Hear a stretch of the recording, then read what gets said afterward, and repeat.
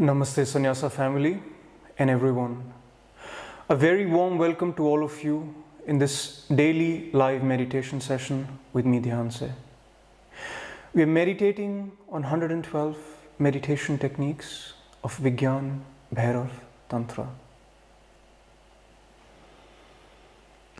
As you move along with these sessions, as you move along with these teachings, as you move along with me, as you move along with Bhairava or with any other tradition, with any other teaching, with any other stream, any other source of spirituality, of knowledge, of meditation, a certain love arises in you for the teaching, for the master, for the knowledge, for the meditation.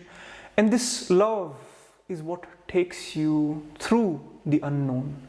It is what that gives you the courage to go through the unknown, to take a step towards somewhere where you would have never taken that step. So this love is very essential to go on this journey, to have this love for the source, whatever your source of spirituality is, whatever your source of meditation is. But along with this love, slowly from the back door also hate arises. This love and hate, they are always coming together, where love comes first and somewhere from the back door also hate starts to come. Why is this hate also coming? Do we realize that as the love comes, also the hate starts to arise? This hate starts to arise somewhere deep down. It remains in the potency if you have never yet experienced it, but it is there somewhere hidden behind the curtain. What is that hate? That hate comes when the love becomes dependence.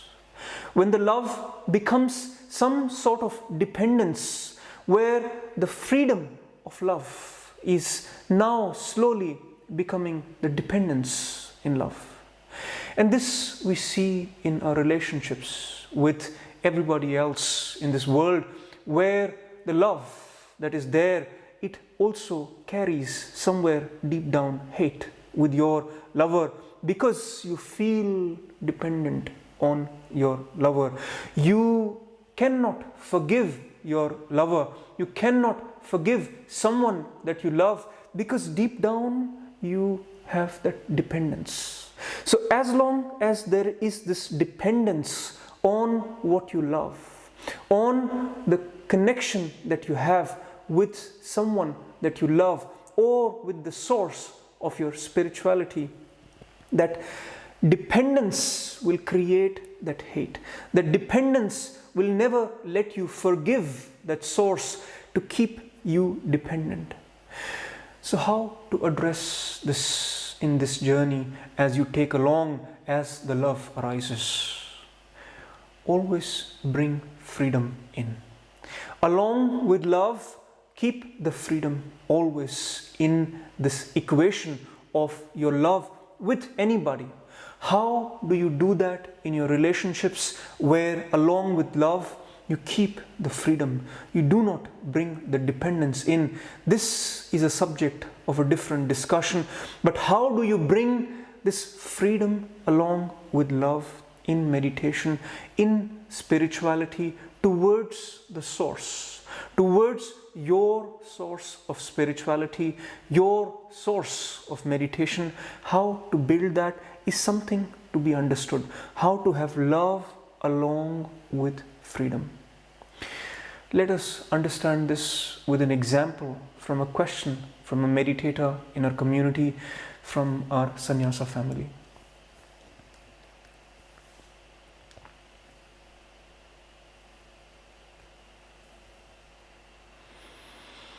The meditator says, I meditate twice or thrice every day. At night, the Vigyan Bhairav Tantra sessions serve me really well. So I thought that I could try the Yoga Sutras of Patanjali from previous Dhyanse's live sessions for my morning meditations. Since Dhyanse has been telling us about not mixing concepts or other practices, I wonder if learning both sutras and tantra techniques at the same time will benefit me, or if I should wait until we finish the tantra sessions. I'm just curious.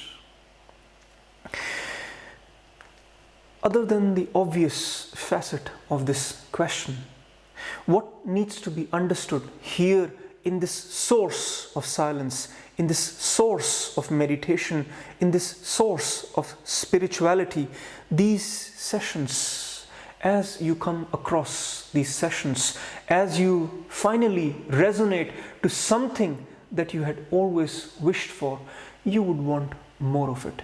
You would want to have more of this love, and in this having more of this love, from somewhere, a certain bondage, a certain dependence may arise in this relationship between you and the source of spirituality.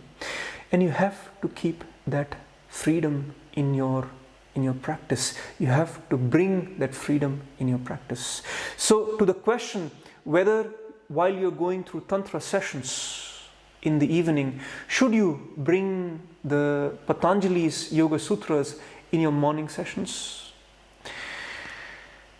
There was once Muli Shah flying in economy class, and for some reason he was upgraded to the business class.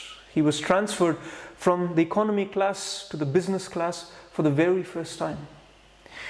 And while Muli Shah was enjoying this business class flight, the lunch was about to be served. The menu came. The flight attendant came to explain the menu and said, "You will have this soup as your starter, and for the main course you may choose between this fish and this meat, and then later on we'll have the dessert." Muli, he looked at the flight attendant. He said, "Well, since you have prepared both the main courses for me, can I have the fish along with soup and meat in the main course afterwards?" These sessions, the Vigyan, Bhairav Tantra and Yoga Sutras of Patanjali's, these are two main courses. If you're hungry, and you could be hungry for lifetimes, you may go ahead and have these two main courses, but I would suggest to take them one by one. Have the main course of Tantra and leave this Yoga Sutras of Patanjali for another main course for some another time. Then how to do your morning sessions or your evening sessions or your second or the third time in meditation? Bring silence in. Bring that freedom of silence in your meditation practice. Sit in this silence all by yourself, without me, without these sessions, without any teachings, without any concepts. Maybe with the technique, practice the technique that is given to you in this session, whether you're listening in the morning or in the evening. Practice this next time you sit in meditation all by yourself, without using any form of leaning on any guidance, on any guided meditations, and move towards complete silence. See that this journey with me, with these sessions, will be done in 3 phases. The discourse of these journeys, this journey that we are taking with Tantra, with Patanjali, with all these traditions to come in these discourses, this journey is divided into 2 parts. One is the discourse, the other is the guided meditation. The discourse will remain for a long time in your life. This will remain almost for a lifetime, because a lot has to be undone that you have done to yourself. A lot has to be unwinded which you have winded in your life. A lot has to be unfolded in you through these discourses, bit by bit, every day as we move along in this journey. But the second part of it, which is the guided meditation. This part of the guided meditation, you begin with me, you begin learning the technique in these sessions, and as you move, as you advance in your practice, what you would do, you would have a second session or a third session all by yourself, practicing these techniques on your own, exploring these techniques on your own, going into depths of yourself on your own. And the third phase is where you even leave the technique.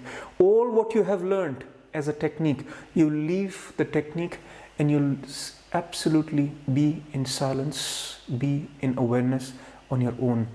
This we bring also in every meditation that we do. We begin with the technique, we allow the technique to unfold in us, for us to learn the technique, and eventually we leave the technique. So in this relationship between you and the source of this peace, the source of the silence, you have to move from the technique that is there in the sessions to practicing these techniques on your own, and to moving into silence, into absolute silence, all by yourself. And all along the way, these discourses will remain supporting to making this happen, this slow unwinding, unfolding of your consciousness, liberation of your energies. There's one more meditator who did these sessions, the Tantra sessions in the evening, the sessions of Patanjali in the morning, and there is no harm in that. That meditator told me how much benefit he had from doing these two sessions, from having the evening sessions, having the morning sessions also in place. So I'm not suggesting you not to do it. All I'm saying is there's enough to unfold, there's enough to practice. Take this main course slowly, eat this bit by bit, practice it, and move towards your own silence. Let us listen to the technique of today from Vigyan Bhairav Tantra, which Bhairava has given to us, and sit in silence. Practice this technique in silence, in our own experience.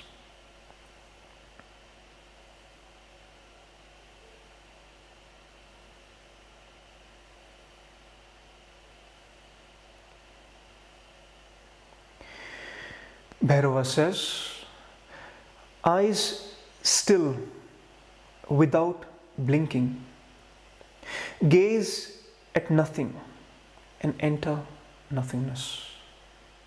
A very powerful technique. Let me repeat.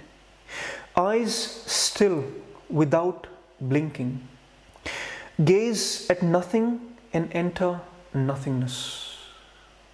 This may be one of the slightly more difficult techniques, but let us briefly understand the background of it. Let us understand how to do this technique from a beginner to an advanced practitioner, and then practice this in our own silence. Eyes still without blinking, gazing into nothingness. Our eyes are blinking. As we blink, our mind moves along. This blinking that we have, this movement of our eyes, is directly related to the movement of our mind, is directly related to the movement of our thoughts. So if you bring stillness to your eyes, if you bring stillness to your eyes, there is stillness in your mind. If you do not blink, then this continuity, this concentration of whatever you are focusing on, it continues, it remains. The blink is the break in the continuity of your concentration, of your meditation, of your samadhi. So there are several masters who focused only on not blinking, only on maintaining this gaze without blinking as a meditation technique for themselves and for their disciples. There have been numerous examples. Gurjeev, he was one of those who could not blink for minutes, for hours, and his gaze was so strong. When he looked into the disciple, he could see through the disciple without blinking for minutes, having that fierce gaze. Osho was another meditation master who mastered this non-blinking, to have this gaze so strong, so deep, that it could penetrate you as soon as you come across in this gaze. But this was done by masters. You could also use this as a meditation technique. Bodhidharma, he was one of the also most known meditation masters in the East.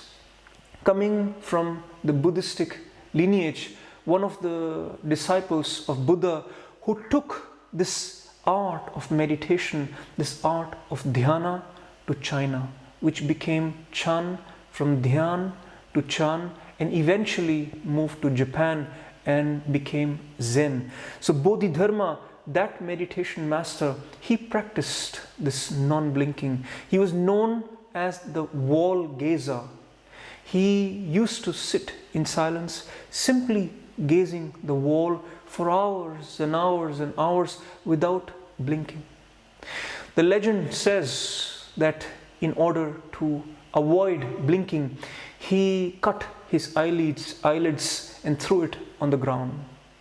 That's of course a legend, but what it says is that he practiced this throughout his life. He made this as the main technique that he practiced for a very long time, until he reached to his enlightenment, until he reached to where he was belonging.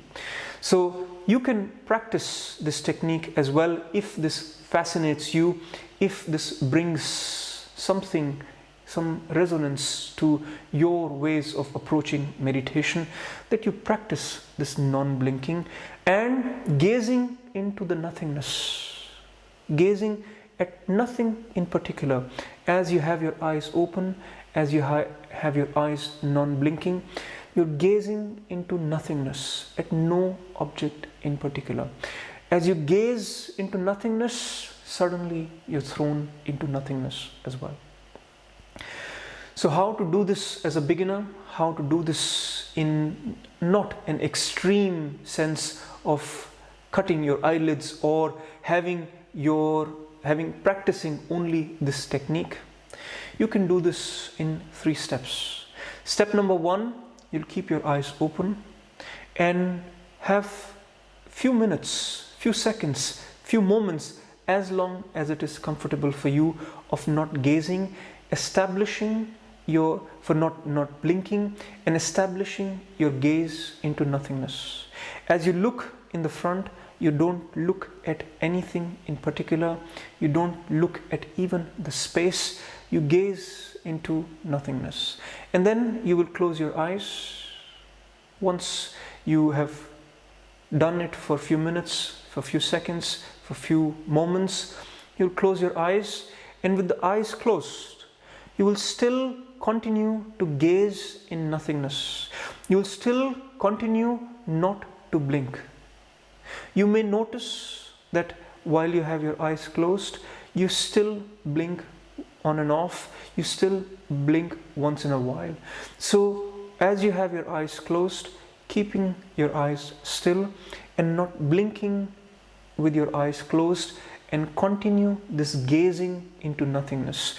Continue pouring in energy through your eyes into nothingness, into observing, becoming aware of this nothingness, until you're completely thrown into nothingness and you don't need the technique anymore, and you move into silence as the 3rd phase. Let us practice this in the next minutes. Please take a posture that is comfortable for you.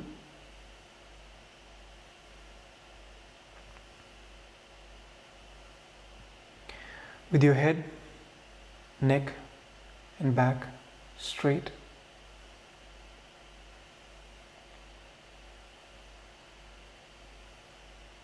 As the body finds a restful posture,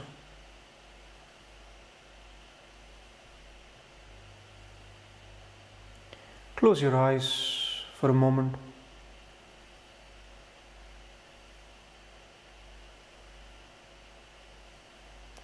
Allowing your body, your mind to settle.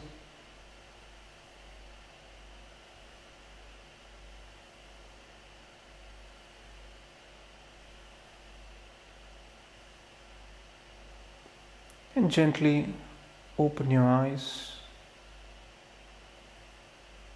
gazing into nothingness.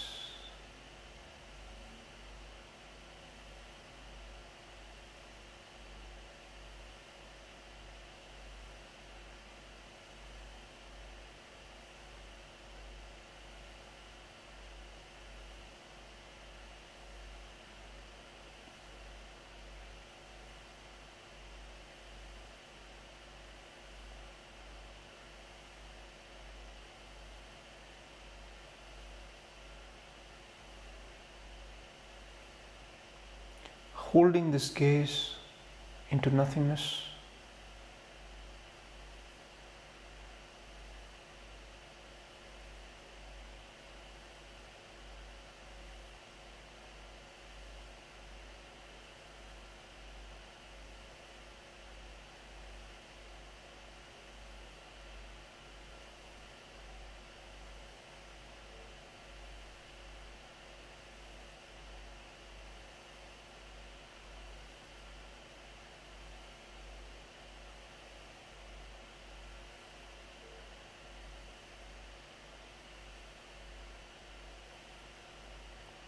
And closing your eyes,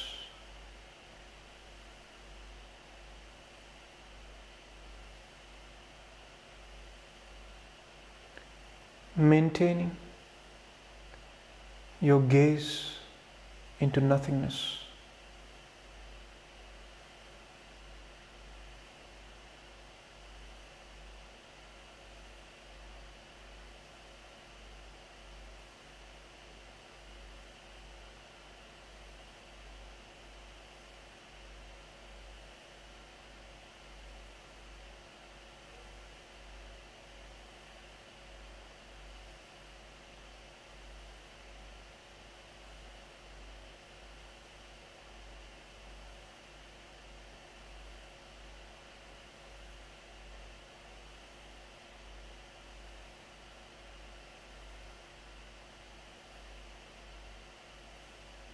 In front of your closed eyes, keeping eyes still, relaxed,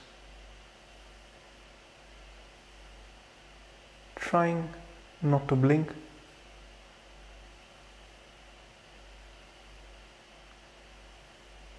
And maintaining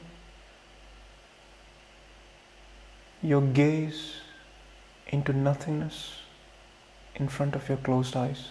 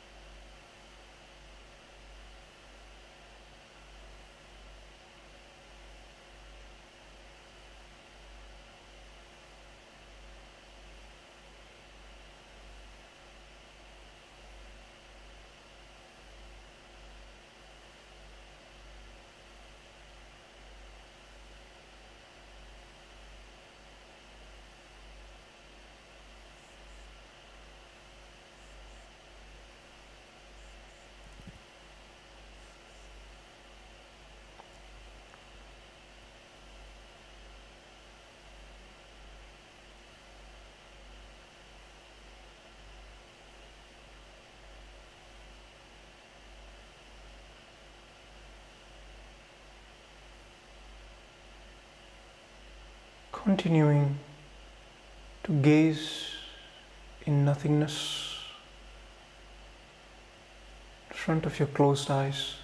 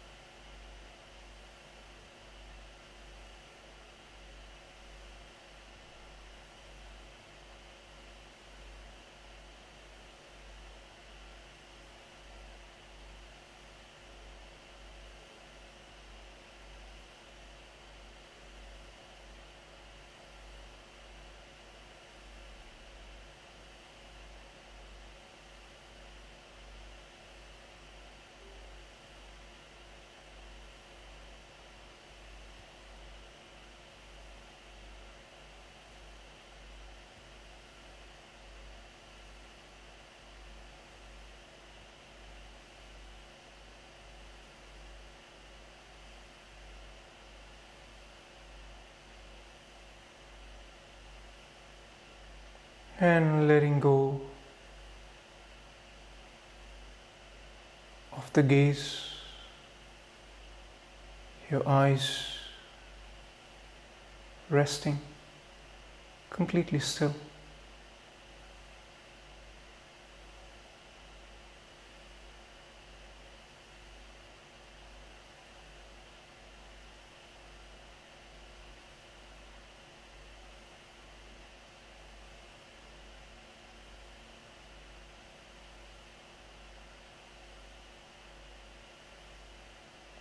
Letting go of all effort.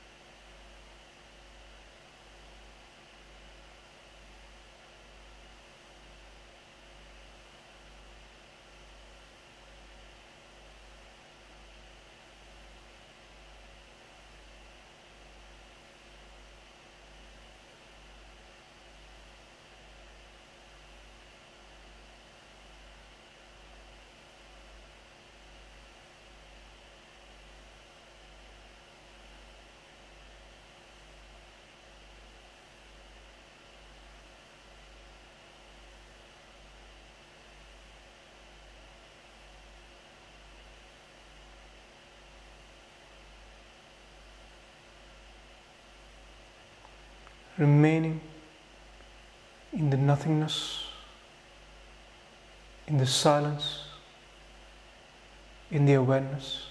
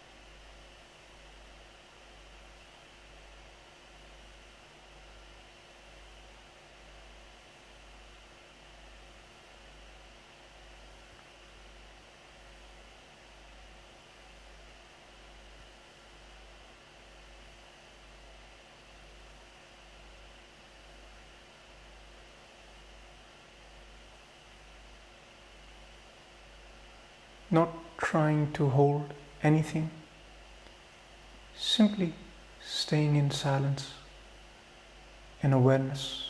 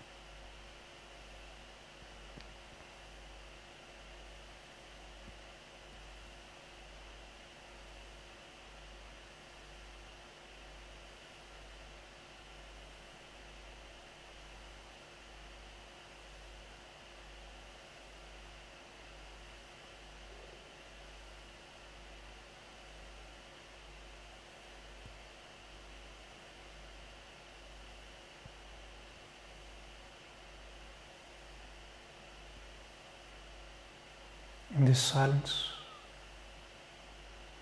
there's freedom. In this awareness, there's love. Allow love and freedom to exist in this moment.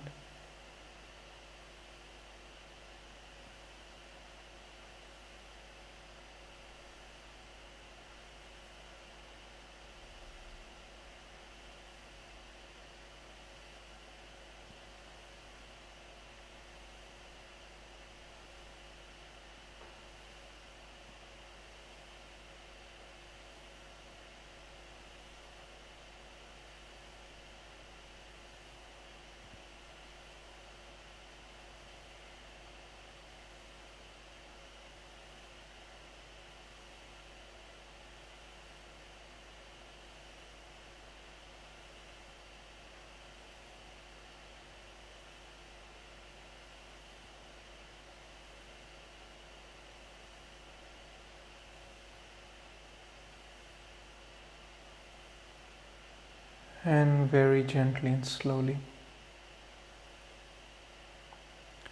you may open your eyes.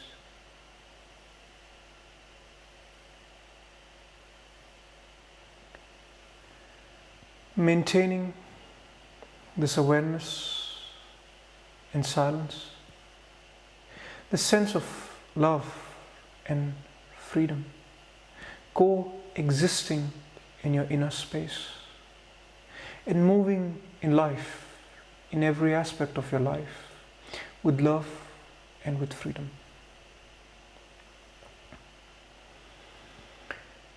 If you wish to join this movement towards inner truth, towards love, towards freedom of oneself, to be oneself, to express a love, a truth with others, with other meditators. We have formed a community of meditators, and if you wish to be a part of that, you can apply by writing an email to me with your introduction, with your calling for this community, and what can you give back to this community. Thank you very much. Namaste.